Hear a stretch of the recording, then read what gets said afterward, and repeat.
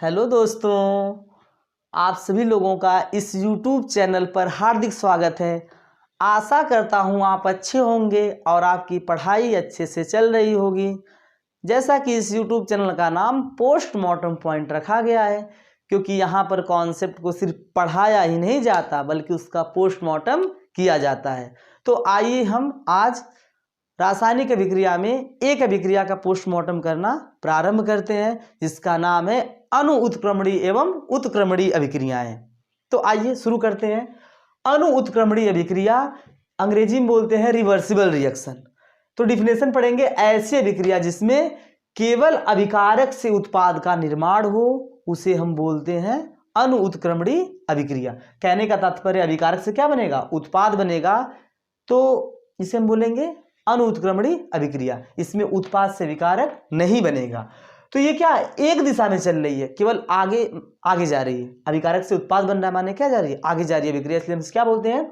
एक दिशीय अभिक्रिया। और जैसे ये अभिकारक खत्म हो जाएगा या अभिकारक पूरा उत्पाद में बदल जाएगा, ये अभिक्रिया रुक जाएगी, तो ये अभिक्रिया क्या हो सकती है? समाप्त हो सकती है। एक निश्चित समय बाद क्या हो जाएगी? ये अभिक्रिया समाप्त हो जाएगी, रुक जाएगी। उदाहरण की बात करते हैं कुछ। जैसे पहला उदाहरण है उदासीनीकरण। जब हम अम्ल की अभिक्रिया क्षार से कराते हैं तो लवण और जल की प्राप्ति होती है। इस अभिक्रिया को उदासीनीकरण कहते हैं। यह एक अणु उत्क्रमणीय अभिक्रिया का एग्जाम्पल है। अगला बात करेंगे अवक्षेपण प्रेसिपिटेशन अभिक्रिया या प्रेसिपिटेशन रिएक्शन।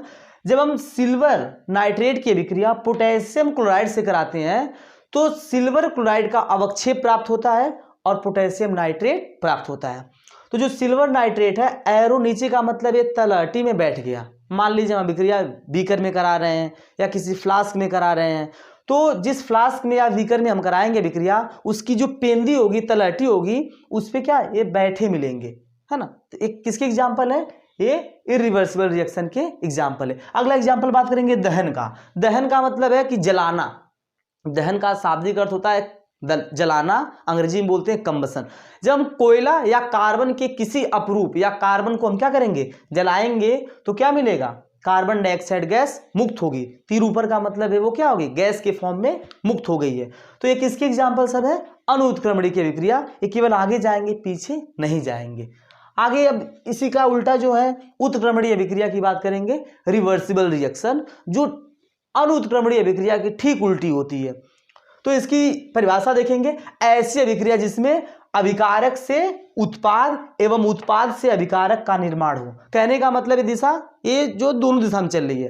पहले अभिकारक से उत्पाद बना, फिर अगर उत्पाद की मात्रा अधिक होगी तो उत्पाद वापस आके क्या अभिकारक बना लेगा। तब इसे क्या बोलेंगे? द्विदिशीय अभिक्रिया। कैसी है? द्विदिशीय अभिक्रिया है। इसलिए हम इसे दोनों तरफ एरो लगाकर प्रदर्शित करते हैं। क्या करते हैं? दोनों एरो लगा के प्रदर्शित करते हैं। अभिकारक से उत्पाद बनने को बोलते हैं अग्र अभिक्रिया और उत्पाद से अभिकारक बनने को पश्च अभिक्रिया बोलते हैं। समझ रहे हैं? तो ये कभी भी समाप्त नहीं होगी, क्योंकि अभिकारक उत्पाद में बदला, तो अगर उत्पाद की मात्रा बढ़ गई तो उत्पाद अभिकारक में बदल जाएगा, तो ये अभिक्रिया कभी खत्म नहीं होगी। कुछ एग्जाम्पल की बात करते हैं। जैसे अमोनिया का निर्माण है। अमोनिया, जब हम नाइट्रोजन गैस की अभिक्रिया हाइड्रोजन गैस से कराते हैं तो अमोनिया गैस का निर्माण होता है। तो ये कैसी एग्जाम्पल है? उत्क्रमणीय अभिक्रिया का एग्जाम्पल है। ऐसे ही जब PCl3 ब्रेक होता है तो PCl5 ब्रेक होता है तो PCl3 और Cl2 का निर्माण करता है, और यही दोनों आपस में कंबाइंड होकर के दोबारा फिर PCl5 बना लेते हैं। दोबारा PCl3 और Cl2 मिल करके PCl5 बना लेते हैं। तो कहने का मतलब है कि जिसकी मात्रा अधिक होगी वो आगे पीछे बैलेंस हो जाएंगे, बैलेंस कर लेते हैं अपने आप को। ऐसे ही SO2 की अभिक्रिया जब O2 से कराते हैं तो SO3 प्राप्त होता है। ये सभी उत्क्रमणीय अभिक्रिया के एग्जाम्पल थे। तो ये अभिक्रिया कभी खत्म नहीं होती है, बल्कि माने समाप्त नहीं होती है, बल्कि क्या, ये साम्य अवस्था में चली जाती है। साम्य अवस्था का मतलब होता है कि ऐसी अवस्था, उत्क्रमणीय अभिक्रिया में उत्पन्न ऐसी अवस्था जिसमें अग्र अभिक्रिया की दर पश्च अभिक्रिया की दर के बराबर हो। कहने का तात्पर्य है कि जो अभिकारक से उत्पाद बन रहा है और उत्पाद से अभिकारक बन रहा है, दोनों को जो बनने का रेट है, दोनों के जो बनने की दर है, वो क्या हो जाए? एक समान हो जाए। उसे हम क्या बोलते हैं? साम्यावस्था बोलते हैं। जैसे यही है, अगर इधर भार अधिक होगा तो नीचे चल जाएगा, इधर भार अगर अधिक हुआ तो है ना, नीचे। तो जिधर भार अधिक होगा उधर क्या होगा, नीचे। लेकिन अगर दोनों बराबर जाएंगे तो क्या हो जाएंगे, एक जगह बैलेंस हो जाएंगे। इसे हम क्या बोलते हैं, साम्यावस्था। ठीक है, तो आशा करता हूं आप लोगों को समझ में आया होगा। तो आप लोग जितना ज़्यादा से ज़्यादा हो सके उतना शेयर करें, सब्सक्राइब करें और लाइक करें, और लोगों से भी सब्सक्राइब करवाएं। धन्यवाद।